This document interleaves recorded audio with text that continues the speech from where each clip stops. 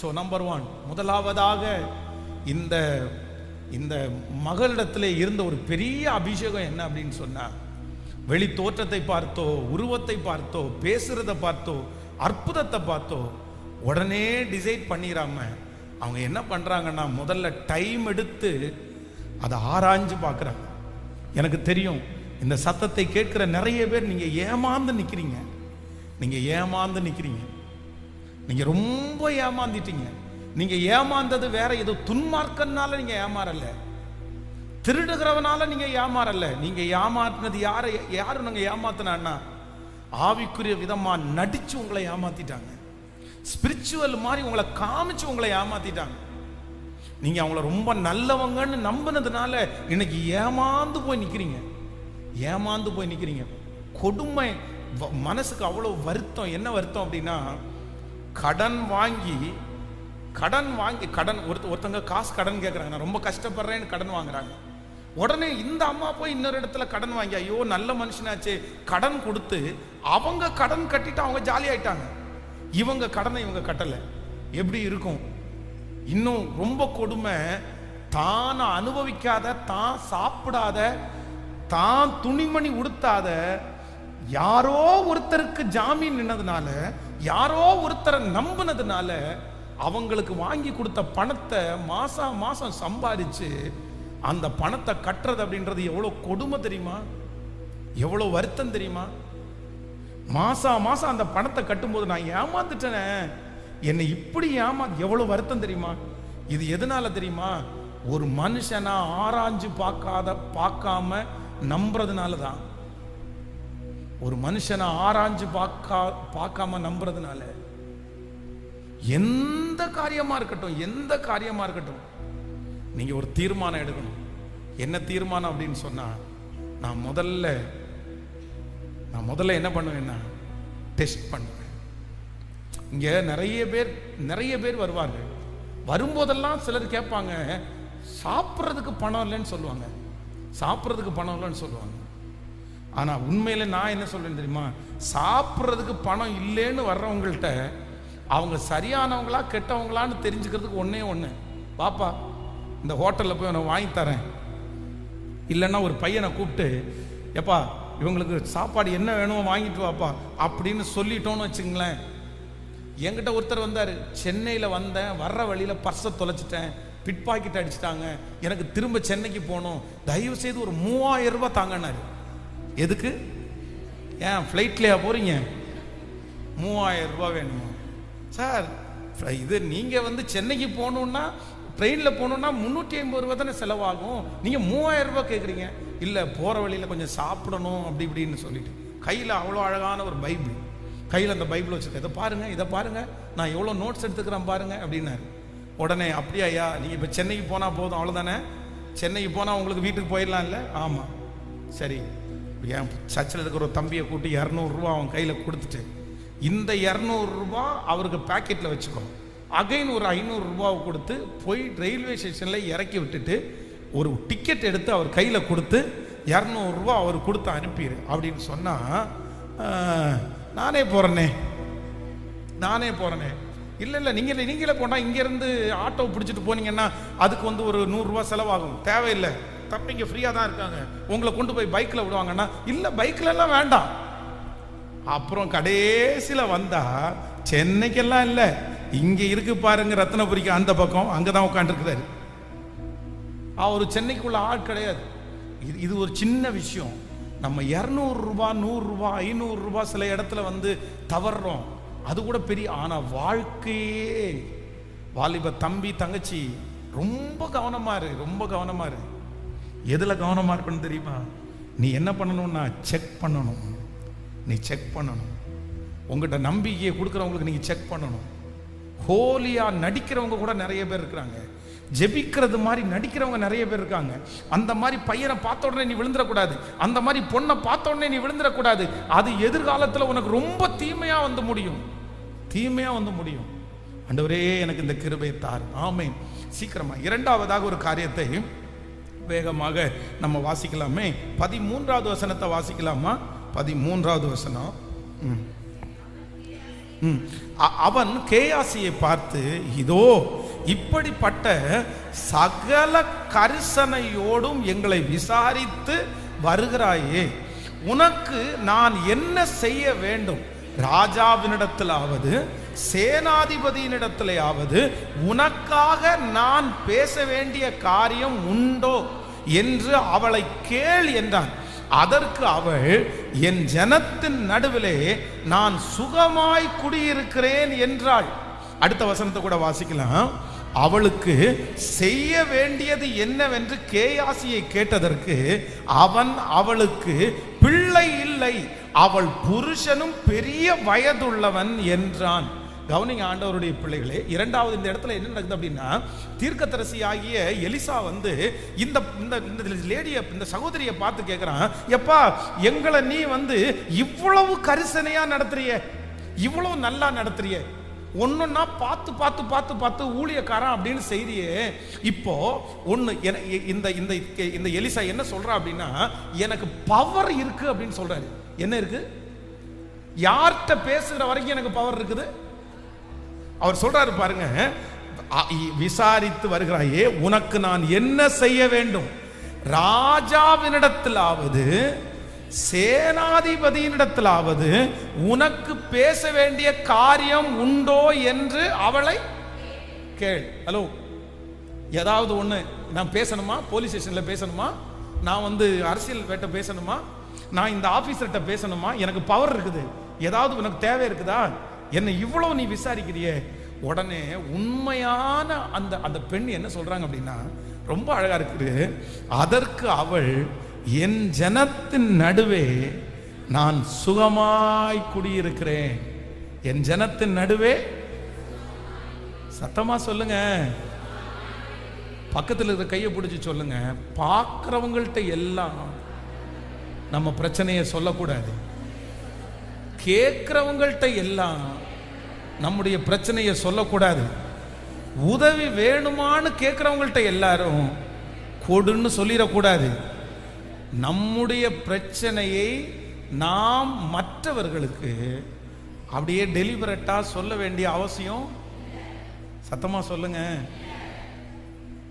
இந்த மகளிடத்துல இருந்த ஞானம் என்ன அப்படின்னு சொன்னா, கேட்டா கூட என்னுடைய பிரச்சனை என்னன்னு சொல்லுங்க. சொல்லல. ஒன்று நீங்க நினைத்துக் கொள்ளுங்க, நீங்க எத்தனை பேர் அப்படி சிக்கிருக்கீங்கன்னு தெரியல. சில இடங்களில் வந்து சில மனிதர்கள் உங்களை எப்படி சிக்க வைப்பாங்கன்னா, உங்க பிரச்சனை என்னன்னு தெரிஞ்சுட்டாங்கன்னு வச்சுங்களேன், உங்க பிரச்சனையை தெரிஞ்சுக்கிறதுக்கு சிலர் ஆசைப்படுவாங்க. எதுக்கு ஆசைப்படுவாங்கன்னா, உங்க பிரச்சனை என்னன்னு தெரிஞ்சுட்டா உங்களை கைட் பண்றதுக்கு ரொம்ப வசதி, அது அழகா இருக்கும். ஈஸியா உங்களை வழி நடத்திடுவாங்க, உங்களை ஈஸியா அவங்க கைக்குள்ள கொண்டு வந்துருவாங்க. அப்போ இந்த மகளிடத்துல ஊழியக்காரரா இருந்தா கூட தான் வந்து இந்த பிரச்சனையில கடந்து போறேன்னு என்ன பண்ணல, சொல்லவே இல்லை. சொல்லி இந்த பெண்ணுக்கு இருக்கிற ஞானத்தை பாருங்க. பொதுவாகவே வந்து ஆண்களை விட பெண்கள், சிஸ்டர்ஸ் வந்து ஏதாவது ஒரு பிரச்சனை, என்ன சிஸ்டர் சோகமா இருக்கிறீங்க அப்படின்ற ஒரு வார்த்தையை கேட்டா போதும், அடுத்த நிமிஷம் அவ்வளோதான், A to Z 1942 இருந்து 2025 வரைக்கும் மொத்தமும் ஒப்பிச்சிடுறது. இப்படியே இப்படி ஆச்சு, இப்படி ஆச்சு, நேற்றைக்கு இப்படி நடந்துச்சு, அப்படி நடந்துச்சு, அவ்வளோதான் முடிஞ்சிருச்சு அத்தனை விஷயத்தையும். ஆனால் ஒன்று நினைத்து கொள்ளுங்கள், நம்முடைய வாழ்க்கையிலே இருக்கிற எல்லா குறைகளையும் எல்லா தேவைகளையும் எல்லாரிடத்திலும் சொல்ல வேண்டிய அவசியம் கேட்கல. அவங்களா சில நேரத்தில் ஆண்டவரே அதற்கான காரியத்தை கர்த்தரே அனுப்புவார். நீங்க வந்து சொல்லி சொல்லி சொல்லி உங்க பிரச்சனையை பெருசு பண்ணி விட்டுறாதீங்க. அதுக்கப்புறம் நிறைய பேர் என்ன பண்ணுவாங்க தெரியுமா, அந்த பிரச்சனையை வைத்து விட்டு இவங்க இந்த மாதிரி பிரச்சனையில் இருக்காங்க, இவங்க இந்த மாதிரி பிரச்சனையில் இருக்கிறாங்க. பாருங்க, எத்தனையோ பிள்ளைகளுடைய திருமண வாழ்க்கை தடைபட்டு இருக்குது, எத்தனையோ பிள்ளைகளுடைய அவங்களுடைய வீடு வாங்குற காரியம் தடைபட்டு இருக்குது. இந்த காரியங்கள் எல்லாம் எதனால தடைபட்டுச்சு தெரியுமா? இவர்களுடைய குறைகளை, இவர்களுடைய இயலாமையை நிறைய பேருக்கு சொல்றதுனால இவர்களை குறைவானவர்களாகவே பார்த்து இவங்களால செய்ய முடியாதுன்னு பார்த்து எத்தனையோ பேருடைய ஆசீர்வாதங்கள் தடையா இருக்குது. அதனால முடிந்த வரைக்கும் 90% அவர் என்னை விசாரிக்கிறவரானபடி நான் அவர் என்னை விசாரிக்கிறவரானபடினால் என் கவலைகளை எல்லாம் அவர் மேல, அவர் மேல, கர்த்தர் மேல. எத்தனை பேர் ஆமோதிக்கிறீர்கள்? அவருக்கு தெரிஞ்சா போதும். ஆமேன். அன்னாளை குறித்து வேதம் சொல்லுகிறது, பெண்ணினாள் வந்து அவ்வளவு வருத்தப்படுறாங்க. இப்ப அவங்களுக்கு இருக்கிற ஒரே ஒரு ஆதரவு யார் அப்படின்னா ஏலிய வந்து அங்க உட்கார்ந்துருக்காரு, சும்மா தான் உட்கார்ந்துருக்காரு. அவருக்கு எந்த வேலையும் இல்லை. நம்மளா இருந்தா ஸ்ட்ரெயிட்டா பாஸ்டர்ட்ட போய் ஐயா இப்படின்னு சொல்லுவோம். ஆனா வேதம் சொல்லுது, அந்த அன்னாள் தேவனோடு பேசி கொண்டிருந்தாள். அவளுடைய வாய் மட்டும், உதடு மட்டும் அசைஞ்சுதான் தன்னுடைய இருதயத்துல பேசினாலாமா. அப்படின்னா தன்னுடைய பிரச்சனை, தான் கடந்து போகிற பாதை சத்தம் போட்டு ஜோம் பண்ணா ஐயாவுக்கு கேட்டுருன்னு சொல்லி அதை கூட செய்யாம இருந்தவங்க தான் இந்த அன்னாள். ஆனா நான் நம்புறேன், அவளுடைய இருதயத்தினுடைய உடைவை கர்த்தர் பார்த்தார், தேவையை கர்த்தர் பார்த்தார். ஆமென். சூழ்நிலையை ஆண்டவர் பார்த்தார். கர்த்தர் உதவியை அனுப்பி அற்புதம் செய்வதற்கு கர்த்தர் எவ்வளவு நல்லவரா இருக்கிறார், எவ்வளவு நல்லவரா இருக்கிறார். ரொம்ப கேர்ஃபுல்லா இருக்கணும். அதுவும் பிள்ளைகளை குறித்து கூட நம்ம ரொம்ப ஜாக்கிரதையா இருக்கணும். பிள்ளைகளை குறித்து பெருமையும் பேச வேண்டாம், அதே நேரத்தில் பிள்ளைகளை குறித்து குறைவும் பேச வேண்டாம். ஆமென். எத்தனை பேர் தீர்மானம் எடுக்கிறீங்க? கைகளை அசைத்து ஒரு ஹல்லேலூயா. இப்போ ஒரு 3 பேருடைய கையை பிடிச்சி சொல்லுங்க, உங்க பிரச்சனை உங்களோடையே இருக்கட்டும், உங்க தேவை உங்களோடையே இருக்கட்டும், நீங்க கடந்து போகிற பாதை உங்களோடையே இருக்கட்டும். மற்றவங்களுக்கு தெரியணும்னு அவசியம் இல்லை. நமக்கு உதவி செய்யறது மாதிரி வந்துட்டு சொதப்பி விடாம இருந்தா போதும், மாட்டி விடாம இருந்தா போதும். எனக்கு அவரை தெரியும், இவரை தெரியும், நான் பேசுவேன், எனக்கு பவர் இருக்குன்னு சொல்லி இந்த எலிசா அதை தான் கேட்கிறாரு. எப்பா எனக்கு பவர் இருக்குது, நான் வேணா பேசட்டுமா? நீ ஒன்றும் பேச வேண்டாம்ப்பா, நீ எதுவுமே பேச வேண்டாம், நீ அமைதியா இருந்தா போதுமானது. எத்தனையோ விஷயத்துல நம்ம இப்படி எத்தனையோ பேரை பார்த்துருக்குறோம். பாருங்க, நம்முடைய திருச்சபைக்காக ஒரு காலத்துல வந்து பாத்தீங்க அப்படின்னு சொன்னா ஒரு சின்ன ஒரு ப்ராப்ளம் இருந்துச்சு. அப்போ வந்து நம்ம சர்ச்சில் ஒருத்தர், ஒரு அரசியல்ல கொஞ்சம் நாட்டம் உள்ள ஒருத்தர் வந்தார். அப்போ அவன் என்கிட்ட கேட்டார். என்ன கேட்டாருன்னா, பாஸ்டர் இந்த மாதிரி ரொம்ப பெரிய ஆள் ஒருத்தர் இருக்கிறாரு, அவர் கிறிஸ்டியன் தான், அவர் சர்ச்சுக்கு போறவர் தான், அவர் மட்டும் ஒரு நாள் உள்ள வந்துட்டு போயிட்டார் அப்படின்னு சொன்னா அவ்வளவுதான், நம்ம பிரச்சனையெல்லாம் சால்வ் ஆயிரும், பக்கத்தில் இருக்கிற ரவுடிங்க எல்லாம் அமைதியாயிருவாங்க, அவர் அவ்வளோ பெரிய வெயிட்டான ஆளு அப்படின்னு சொன்னாரு. சொன்ன உடனே நான் ஒருத்தன் எதையுமே யோசிக்காம, சரி பிரதர் அப்படின்னா வர சொல்லுங்க அப்படின்னோடனே ஞாயிற்றுக்கிழமை வந்தாரு. ஞாயிற்றுக்கிழமை சர்ச்சு முடிச்ச உடனே எல்லாரும் ஜெபம் பண்றதுக்காக ஒரு 10-15 பேர் இருக்காங்க. இவர் வந்ததை பின்னாடி பார்த்தேன். அவர் வந்து சொல்றாரு, பாஸ்டர் அவர் வந்திருக்காருன்னு சொன்ன உடனே மொத்த பேருக்கும் ஜெபம் பண்றதை விட்டுப்புட்டு நான் அங்க போயிட்டேன், அவரை பார்க்கறதுக்கு போயிட்டேன். ஏன்னா அவர் வெயிட் பண்ணணுமே, நம்ம ஜனங்கள் வெயிட் பண்ணுவாங்க, ஸோ அவரை நம்ம வெயிட் பண்ண வைக்க வேணான்னு சொல்லிட்டு, ஐயா நீங்க வந்தது ரொம்ப சந்தோஷம் அப்படின்னு சொல்லி அப்படியே எடுத்து பேசுறதுக்குள்ள அவரு கத்த ஆரம்பிச்சிட்டாரு. என்ன சொன்னாருன்னா, என்ன நினைச்சிட்டு இருக்கிறீங்க மனசுல, இவ்வளவு சத்தத்தை போட்டு கத்திட்டு இருந்தீங்கன்னா பக்கத்து வீட்டுக்காரங்க எல்லாம் தூங்க வேண்டாமா? அவெல்லாம் ஞாயிற்றுக்கிழமை ஒரு நாள் தான் வந்து உட்கார்ந்து இருக்கிறான், அன்னைக்கு இப்படி சத்தம் போட்டு அலோலியா அலோலியான்னு கத்துனா அப்ப அவன் கேஸ் கொடுக்காம என்ன பண்ணுவான்? நீங்க முதல்ல பண்ணுங்க, இந்த மைக்கெல்லாம் கழட்டி கீழே வச்சுட்டு, சின்ன சர்ச்சு தானே, நீங்க வாயிலே பிரசங்கம் பண்ணுங்க. யாரு? ஹலோ, சர்ச்சுக்கு போறவரு யாரு? நமக்காக பேச போறவரு. அப்போ அமைதியா துக்கப்பட்டான் பாருங்க, உடஞ்சிட்டான் பாருங்க. அப்படியே ஆண்டவரிடத்துல மன்னிப்பு கேட்டேன். சாரிப்பா, இது நான் செஞ்சிருக்க கூடாது, இது தவறு, நீங்க என்ன நடத்துவீங்க? ஆமென். நம்மை தாண்டி உதவியை அனுப்புகிற கர்த்தர், என்னை நோக்கி கூப்பிடு, அப்பொழுது நான் உனக்கு அறியாததும் உனக்கு எட்டாததுமான பெரிய காரியத்தை உனக்கு நான் செய்வேன். ஏன் பிள்ளை நீ சோகமா இருக்கேன்னு கேட்டா, பக்கத்து வீட்டுக்காரங்க கேட்டா சொல்லிடக்கூடாது. இன்னைக்கு நல்லவங்களாட்டும் கேட்பாங்க, இன்னைக்கு நல்லவங்களாட்டும் சொந்தக்காரங்க கேட்பாங்க. என்ன நடந்துச்சு, ஏது நடந்துச்சு யாருக்கும் தெரிய வேண்டாம். சில நேரத்தில் நம்முடைய வீட்டில் நடக்கிறது பெத்த அம்மா அப்பாவுக்கு கூட சொல்லுங்க, எல்லாருமே தெரிய வேண்டாம். யாருக்கு தெரிஞ்சா போதும்? சொல்லுங்க, யாருக்கு தெரிஞ்சா போதும்? என்னுடைய குறைவு யாருக்கு தெரிஞ்சா போதும்?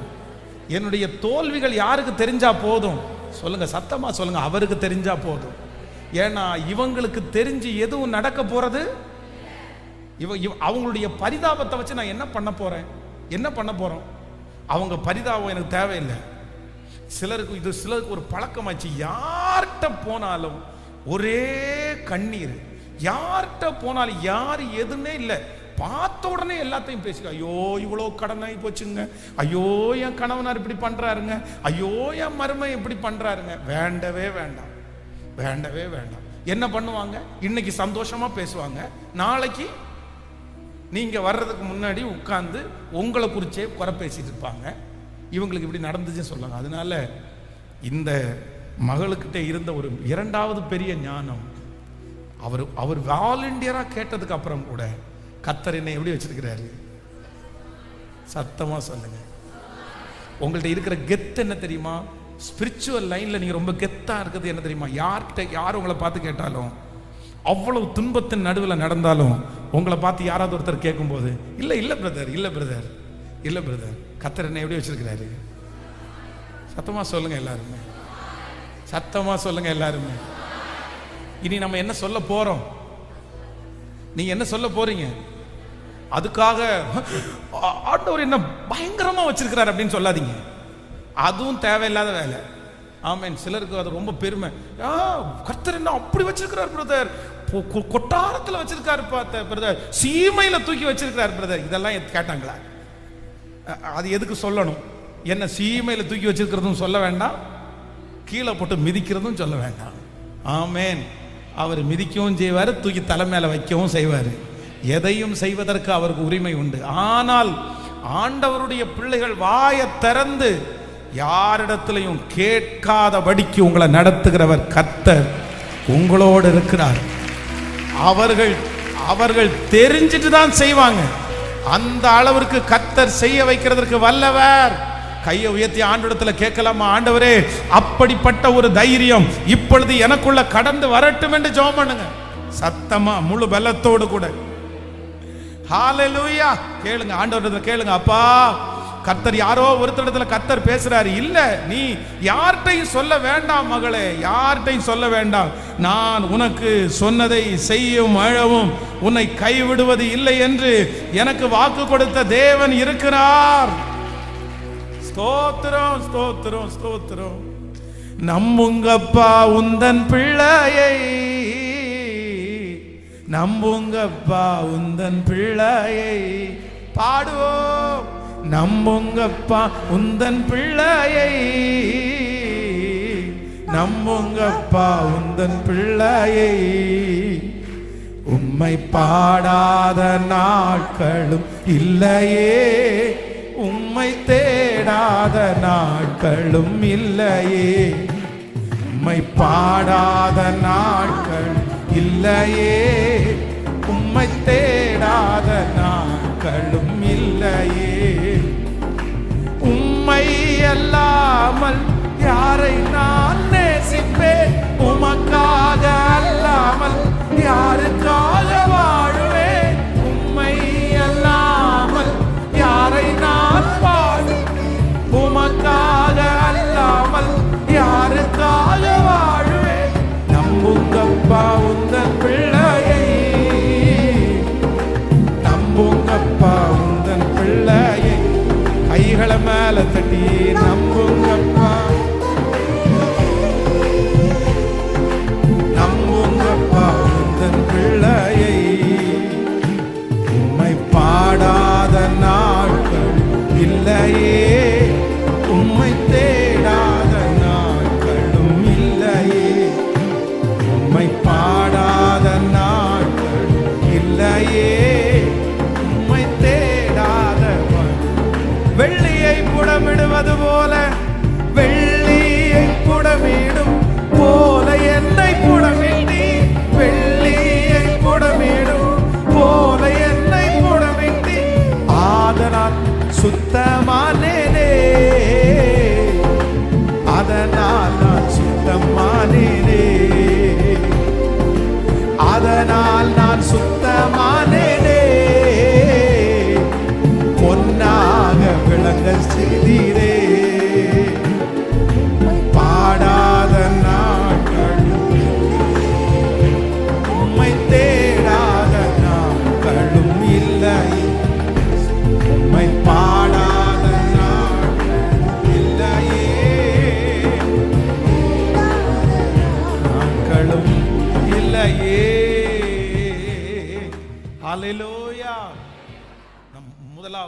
ஃபர்ஸ்ட் நம்பர் 1, முதல் ஒரு தேவனுடைய பிள்ளையினுடைய ஞானம், அவங்க ஸ்பிரிச்சுவல், அவங்க ஆவிக்குரிய குவாலிட்டி, அவங்க பரிசுத்தமானா இல்லையான்னு எப்பவுமே நீங்க செக் பண்ணணும். எதை எடுத்தாலும் அதுதான் நமக்கு முன்னாடி நிற்கணும். ஆமேன்னு சொல்லுங்க.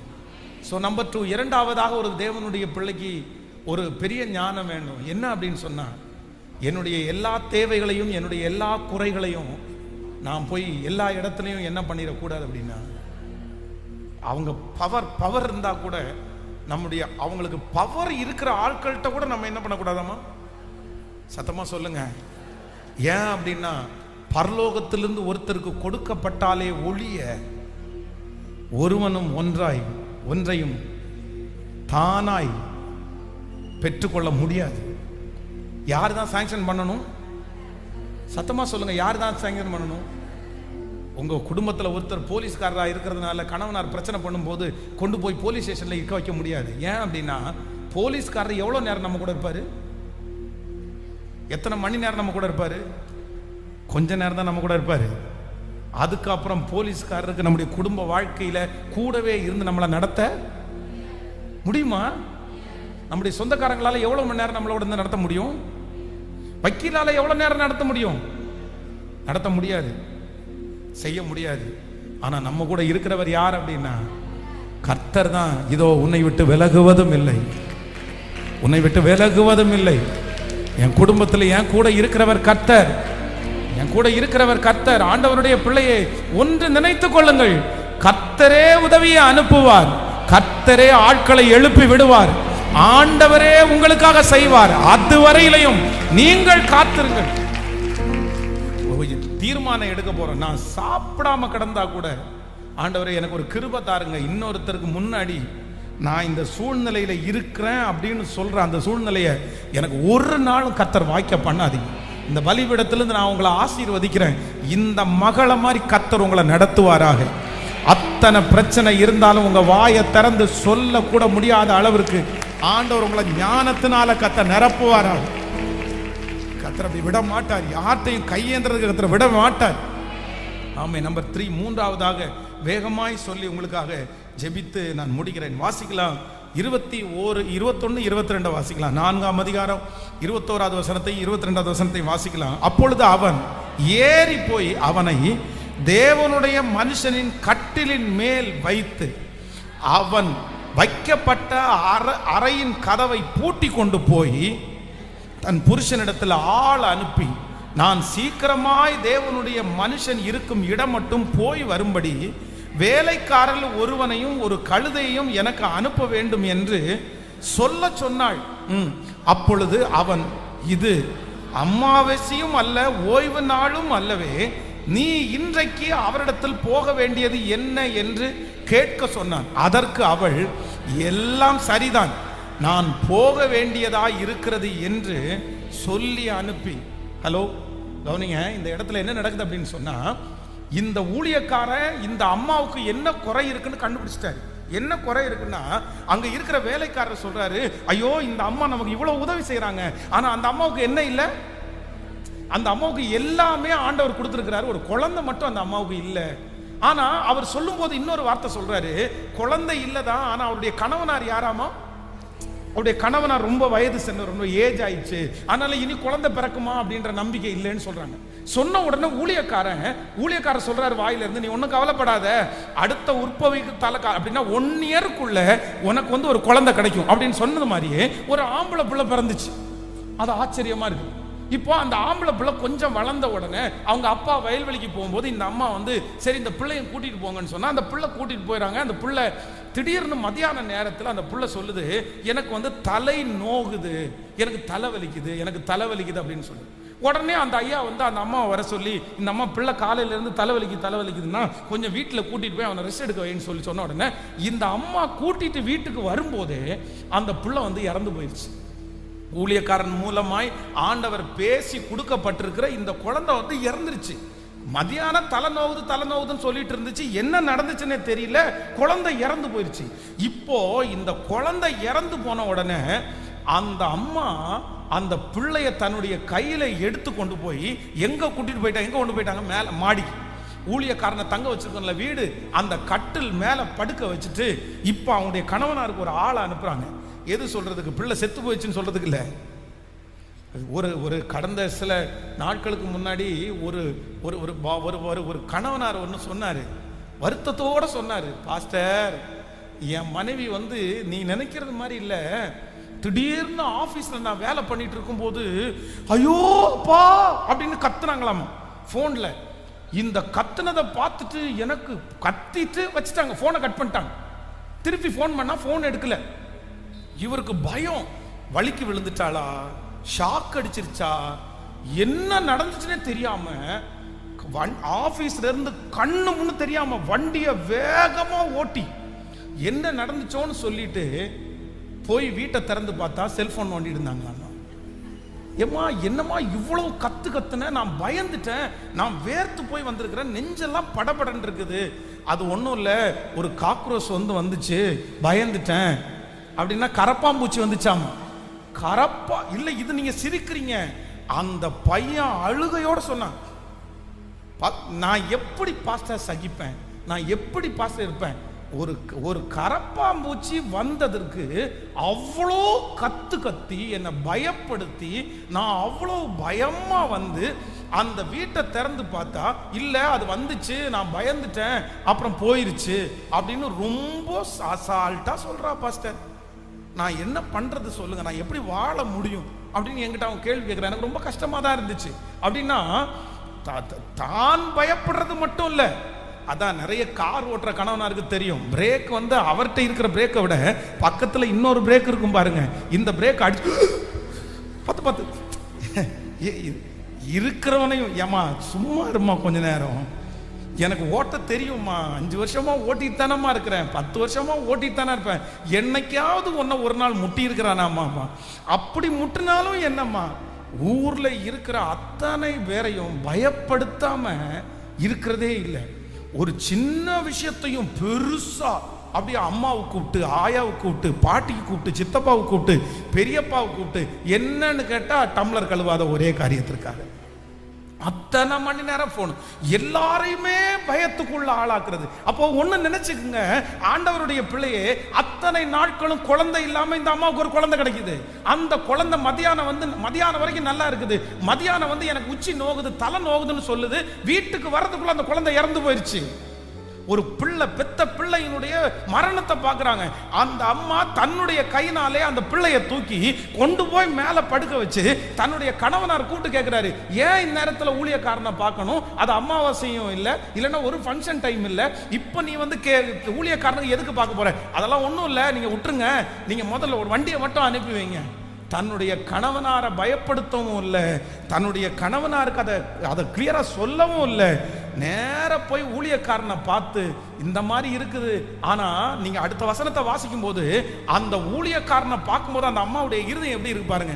கழுதையின் மேல் சேணம் வைத்து ஏறி தன் வேலைக்காரனை நோக்கி, இதை ஓட்டி கொண்டு போ, நான் உனக்கு சொன்னாலே ஒழிய போகிற வழியில் எங்கும் ஓட்டத்தை நிறுத்தாதே என்று சொல்லி அனுப்பி புறப்பட்டு கர்மேல் பர்வதத்தில் இருக்கிற தேவனுடைய மனுஷனிடத்திற்கு போனாள்.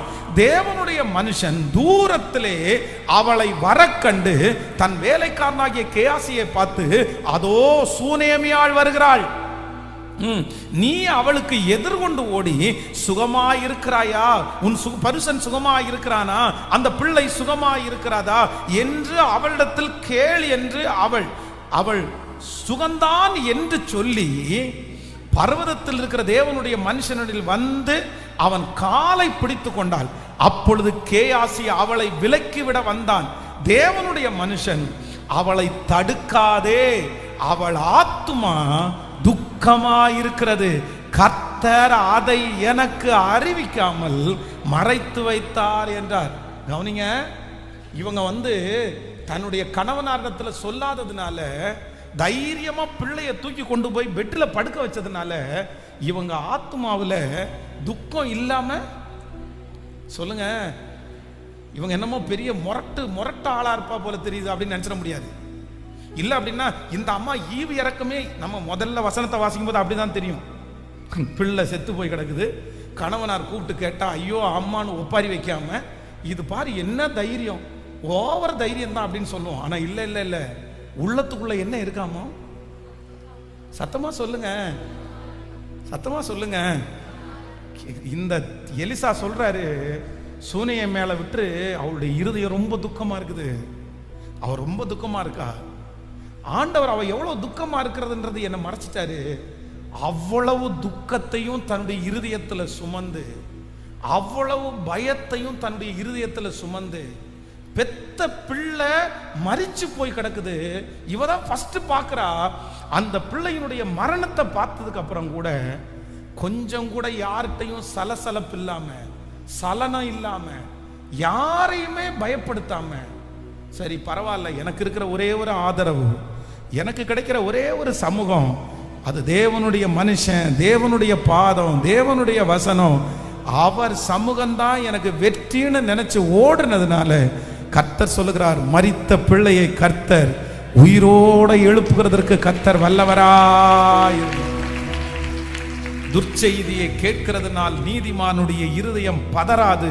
நீதிமானுடைய இருதயம் கர்த்தரை நம்பி, சொல்லுங்க, கர்த்தரை நம்பி எப்படி இருக்குமா மாமா? திடனா இருக்கும். மூணாவது ஒரு அபிஷேகத்தை கேளுங்க. மூணாவது ஆண்டவரிடத்துல ஒரு அபிஷேகத்தை கேளுங்க. எனக்கு என்ன வந்தாலும், எனக்கு எந்த சூழ்நிலை வந்தாலும், ஆண்டவரே எனக்கு ஒரு தைரியத்தை தாங்க, நான் யாரையும் பயப்படுத்தாதபடி எனக்கு ஒரு தைரியத்தை கர்த்தர் தருவீராக. எத்தனை பேர் ஆமோதிக்கிறீர்கள்? கைகளை மேல உயர்த்தி ஆண்டவரிடத்துல கேளுங்க. அந்த ஞானம் இப்பொழுது அந்த சூனியாமியாளிடத்துல இருந்த அந்த ஞானம் என்னிடத்துல வெளிப்படட்டும். சொல்லுங்க, என்னிடத்துல வெளிப்படட்டும்.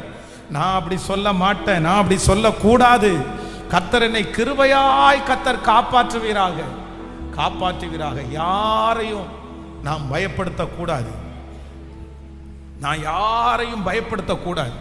பக்கத்தில் இருக்கிற கையை பிடிச்சி சொல்லுங்க, நான் யாரையும் பயப்படுத்தக்கூடாது, நான் யாரையும் அள வைக்க கூடாது, நான் யாரையும் பதட்டப்பட வைக்க கூடாது. திருமணமாய் இருக்கிற பெண்கள் யாரும் மா வாங்கம்மா வாங்கம்மா, நீங்க வரலன்னா செத்துருவம்மா நான் அப்படின்ற கூடாது. உடனே உடனே கிளம்பி வாங்கம்மா. எங்க? இங்க இருந்து 500 கிலோமீட்டர் தாண்டி பக்கத்து தெருவில் இருந்தா கூட பரவாயில்ல, உடனே உடனே போன் பண்ணி, ஐயோ என்ன கொல்றான் கொல்றான் கொல்றான் கொல்றான் கொல்றான். இல்லைன்னா நிறைய இது வெறும் பெண்கள் மட்டும் இல்லை, ஆண்கள் கூட நிறைய பேர் அப்படிதான். எல்லாத்தையும் யாரையோ ஒருத்தரை பயப்படுத்தாம என்ன பண்ண முடியாது. சில அந்த அம்மா ரொம்ப உடஞ்சு போயிருப்பாங்க. தூரத்துல இருக்கும்போது ஒரு நல்ல செய்தி எல்லாம் சொல்லணும். கணவனார் பாத்தீங்கன்னா அங்க வெளிநாட்டுல வேலை செஞ்சுட்டு இருப்பாரு. இங்க உட்கார்ந்து பிள்ளை உடம்பு நல்லா இல்லைன்னா கூட ஒன்றும் இல்லைங்க, அவனுக்கு கொஞ்சம் லைட்டா ஃபீவரிஷா இருக்கிறான், ரெஸ்ட் எடுத்தா சரியா போயிடும், இப்படி சொன்னா பரவாயில்ல. வெளிநாட்டில் இருக்கிற கணவனார் இடத்துல டெங்குவா இருக்குமோன்னு தெரியல, மலேரியாவா இருக்குமோன்னு தெரியல, நாளைக்கு அட்மிட் பண்ணணுமான்னு தெரியல, குளுக்கோஸ் ஏத்தலான்னு டாக்டர் சொல்றாங்க. இந்த கதையெல்லாம் வெளிநாட்டில் இருக்கிறவருக்கு தேவையா? அவரே காலையிலிருந்து சாயந்தரம் வரைக்கும் ஒர்க் பண்ணி நொந்து போய் இந்த வார்த்தையை கேட்டால் அவருடைய மனசு படபட படபடன்னு பதறி அன்பு செலுத்துறவங்களுக்கு கஷ்டமா இருக்கும், கஷ்டமா இருக்கும்.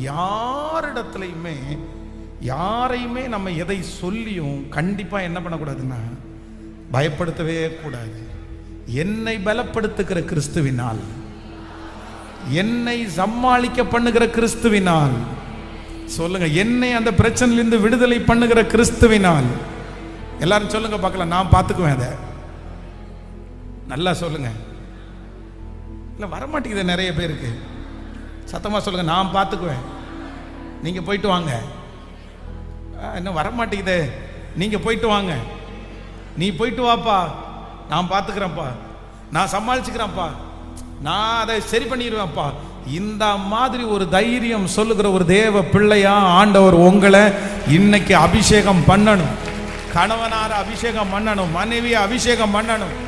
ஹல்லேலூயா, ஹல்லேலூயா, ஆமென். எழும்பி நிற்கலாமா எல்லாரும் ஆண்டவருடைய சமூகத்தில்?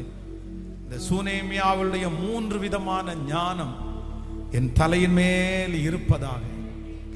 இந்த சூனேமியாவுடைய 3 விதமான இந்த ஞானம் என் தலையின் மேல் இருப்பதாக. Thank you Jesus, thank you Jesus. தாங்கிட்ட இருக்கு அப்படின்றதற்காக அவங்க கொடுக்கல, அடிக்கடி நம்ம வீட்டில் சாப்பிட்டு போறாரு அப்படின்றதுக்காக அவங்க செஞ்சிடல. முதல் டெஸ்ட் அவர் பரிசுத்தவானா, அவருடைய பரிசுத்தம் தான் முதல் டெஸ்ட். அவங்க ஆவிக்குரிய குவாலிட்டி தான் முதல் டெஸ்ட். அவங்க எவ்வளவு கர்த்தருக்குள்ள இருக்கிறாங்கன்றதுதான் முதல் டெஸ்ட். அவங்களுக்கும் ஆண்டவருக்குள்ள ரிலேஷன்ஷிப் எப்படி இருக்கு அதுதான் முதல் டெஸ்ட். கரங்களை மேல உயர்த்தி சொல்லுங்க, அப்பா அந்த ஞானத்தினால் என்னை நிரப்புகிற கர்த்தர் இருக்கிறார். சத்தமாய்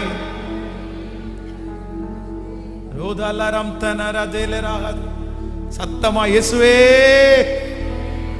கேளுங்க, ஆண்டவரத்துல கேளுங்க. உங்களில் ஒருவன் ஞானத்தில் குறைவுள்ளவனாய் இருந்தால் யாவருக்கும் சம்பூரணமாய் கொடுக்கிறவரும் ஒருவரும் கடிந்து கொள்ளாதவருமாய் இருக்கிற கர்த்தர். ஆண்டவர் உங்களுக்கு கொடுக்கிற ஞானத்தினால உங்க பிரச்சனையை நீங்க மேற்கொள்ளுவீங்க. ஆண்டவர் உங்களுக்கு கொடுக்கிற ஞானத்தினால உங்க குடும்பத்தை நீங்க கட்டுவீங்க. நான் நம்புறேன், எவ்வளவு பெரிய சூழ்நிலையா இருந்தாலும் தேவன் அதுல உங்களுக்கு ரொம்ப அழகான ஞானத்தை கொடுத்து அதை வெற்றியாய் முடிக்கக்கூடிய பலனை கர்த்தர் உங்களுக்கு தருவாராக. உங்க ஞானத்தினால அந்த அற்புதம் நடக்க போகுது. நீங்க இன்னைக்கு முழுக்க இங்க இருந்து போகும்போது வேற ஒன்னும் நீங்க யோசிக்க வேண்டாம். இது எனக்குரியதா இல்லையா, இதை இப்படி ஆகுமா அப்படி ஆகுமா, எதையுமே யோசிக்காதீங்க. ஒண்ணு மட்டும் சொல்லுங்க, இதை கொடுத்தது நீர் ஆண்டவரே, இந்த பாதையை அனுமதிச்சது நீர் ஆண்டவரே, இந்த காரியத்தை செய்தது நீர் ஆண்டவரே, எனக்கு எப்படி கொண்டு போன்ற ஞானத்தை மட்டும் கேளுங்க. நான் நம்புறேன் ஆண்டவர் உங்களை ஒரு சேதமும் இல்லாம அழகா நடத்திடுவார். அழகா நடத்திடுவார். ஞானம் எல்லாத்தையும் கட்டிடும். தேவன் கொடுக்கிற ஞானம் எல்லாத்தையுமே கட்டிடும். உங்க வாழ்க்கையில இனி கட்ட முடியாதுன்னு எதுவுமே இருக்காது. உங்களை பிளஸ் பண்ற. நன்றி ஆண்டவரே. உம்முடைய பிள்ளைகளை ஆண்டவரே இன்னும் இந்த சத்தத்தை யாராலெல்லாம் கேட்கிறார்களோ அத்தனை பேர் மேலையும் தேவனுடைய ஆசீர்வாதத்தின் கரம் வைக்கப்படுவதாக ராஜா. தடைகள் விலகுவராக ஆண்டவரே. வருகிற வாரம் முழுக்க எங்க பிள்ளைகள் ஆண்டவரே குடிக்கிற தண்ணீர், சுவாசிக்கிற காற்று, சாப்பிடுகிற ஆகாரம், பண்ணுகிற பிரயாணம், செய்கிற வேலை, இவை எல்லாவற்றிலும் ஆண்டவருடைய கரமும் ஞானமும் இருந்து என் பிள்ளையை வழி நடத்துகிறதற்காய் நன்றி. புதிய மாதம் எங்களுக்கு ரொம்ப ஆசீர்வாதமா இருக்கட்டும். இயேசுவின் மூலம் ஜெபம் எடுக்கிறோம் நல்ல பிதாவே, ஆமென். என் ஆத்துமாவே கர்த்தரை ஸ்தோத்திரி, என் முழுவலுமே பரிசுத்த நாமத்தை ஸ்தோத்திரி. என் ஆத்துமாவே கர்த்தரை ஸ்தோத்திரி. கர்த்தர் செய்த சகல உபகாரங்களையும் மறவாதே. நம்முடைய ஆண்டவராகிய இயேசு கிறிஸ்துவின் கிருபை, பிதாவாகிய தேவனுடைய அன்பு, பரிசுத்த ஆவியானுடைய அந்யோன்ய ஐக்கியம் நம்மனரோடும் இன்றும் என்றும் சதா காலம் கூட இருப்பதாக. ஆமென். அல்லேலூயா.